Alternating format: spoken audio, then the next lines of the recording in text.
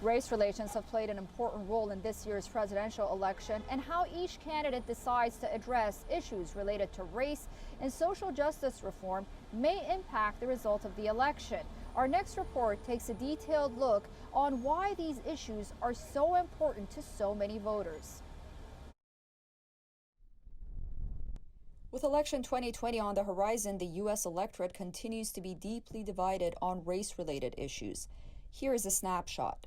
On the one side, a General Robert E. Lee lookalike waves a large Confederate flag, facing off against counter-protesters on the other, holding placards that say, "Racism kills" and "KKK go away."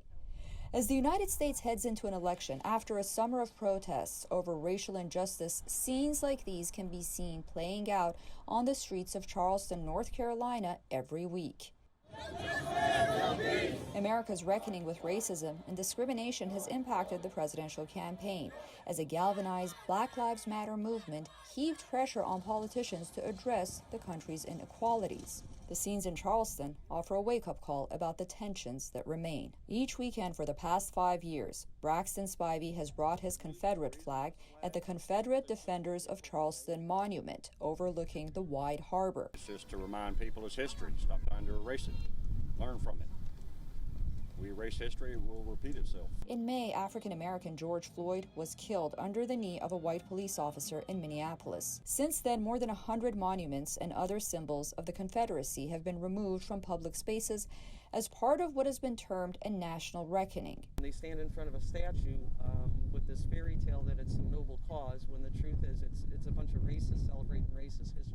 As the nation reckons with its complicated racial history, the African-American voter turnout in the polls will be one of the most important factors to determine the next U.S. president, notably in swing states like Georgia, Florida, and North Carolina.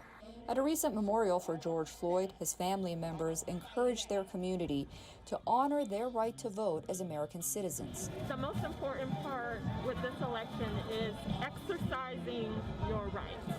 As an American, you have the right to vote. So I believe that those who are 18 or those who are not registered, please go out and register. National polls conducted in the summer during the height of the racial unrest across the country found that about 61% of voters held favorable opinions of the Black Lives Matter movement. The data also suggested Democratic presidential contender Joe Biden would have a political advantage from voters of all races who support the movement. No justice, no peace. However, a later poll in August showed the favorable view of Black Lives Matter dipped 9 points to 52% since June, suggesting the lack of Black Lives Matter support and momentum could affect Biden's favorability, among other factors. While social justice reform and race relations are important to African-American voters, issues like the economy and health care continue to play a leading role, as they generally do with all voters. However, convincing skeptical eligible voters to cast their ballots may be easier said than done. It didn't make a difference the last 3 presidents, so it ain't gonna make a difference with this next one.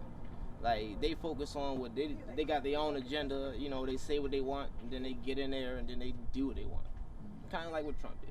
Lane says his East Baltimore neighborhood in Maryland will still be blighted by drug dealing, deadly gunfire, rat-infested vacant houses, and hopelessness, no matter who wins the presidential election in November. His area is overwhelmingly black, deeply poor, and devastated by decades of neglect. The only thing I have hope in is my own self, my own doings, you know, what I can do for my family. That's the only hope that I have. I really try to just block all this out. I block it out for my kids. When we come outside, we walk this way, don't even look that way, just keep going. In New York, a blue state, black voters are generally believed to vote Democrat. However, they're making clear in no way should their vote be taken for granted, especially in 2020. I think our votes are special. I think they shouldn't be taken for granted because everybody's vote should count. Being that they're not, how can I say, catering to our needs or speaking upon the problems that's been going on when it comes down to like black people and what's been going on in like in certain areas where there's a lot of crimes and police brutality. So being that they're not speaking upon that, 9 times out of 10, it's like they're going to vote for whoever they want to. With the second and last presidential debate scheduled for Thursday, both candidates will have a final chance to appeal to all American voters. Susan Tehrani from New York for WION. World is One.